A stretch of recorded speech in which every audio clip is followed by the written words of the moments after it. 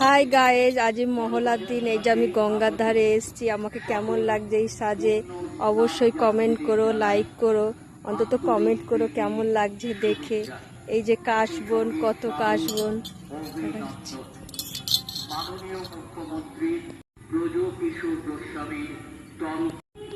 একটা মেয়ে আছে না অনেক দূরে, স্বামী নেই, ওকে বাড়ি কাজ করে, ওকে আমি বেশি লাইক দিই। ও গাড়ি কিনেছে, টাকা পেয়েছে, বিয়ে করে করছে না।